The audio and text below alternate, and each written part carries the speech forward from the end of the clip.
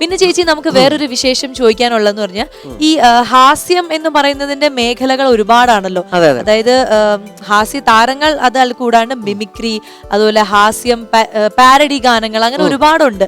അപ്പം ചേച്ചി ഇതിനെയൊക്കെ എങ്ങനെയാണ് നോക്കിക്കാണുന്നത്? കാരണം ഇതെല്ലാം ഭയങ്കര ഡിഫിക്കൽട്ട് ആണ് പ്രസന്റ് ചെയ്യാൻ.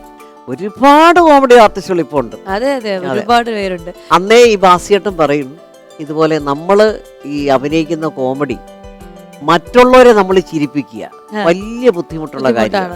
അതെ, പ്രത്യേകിച്ച് മലയാളികൾ ഒട്ടും ചിരിക്കത്തില്ല. അതെ, മസിൽ പിടിച്ചിരിക്കും അല്ലേ. അപ്പൊ ഇപ്പൊ ഒരുപാട്, ഇപ്പൊ സുരാജുണ്ട്, പിന്നെ നമ്മുടെ എന്താണ് സലീം കുമാർ, ഒരുപാട് ആർട്ടിസ്റ്റുകൾ. പക്ഷെ ഒരു കാര്യം ശ്രദ്ധിച്ചിട്ടുണ്ടോ, സലീം കുമാർ ആയാലും ബാസിയേട്ടനായാലും പിന്നെ സുരാജൊക്കെ ആയാലും ഒരുപാട് കോമഡികൾ അഭിനയിച്ചിട്ട് അവർക്ക് നല്ല നല്ല ക്യാരക്ടേഴ്സ് കിട്ടി.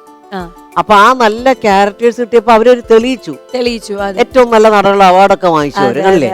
അപ്പൊ ഒരു കോമഡി നടൻ ഏത് വേഷം ചെയ്യാനും പറ്റും.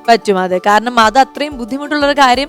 അവർ അഭിനയിച്ച് പല വേരിയേഷനിലും മുഖവും ബോഡിയൊക്കെ യൂസ് ചെയ്യുന്നുണ്ട്.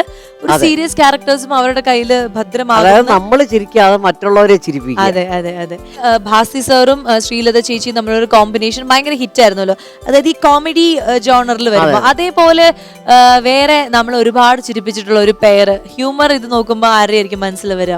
കൽപ്പന ചേച്ചി, ജഗതി ശ്രീകുമാർ സാർ. ഞാൻ ജഗതിയോട് ഒരു 5-6 സിനിമ ചെയ്തിട്ടുണ്ട് ആദ്യം.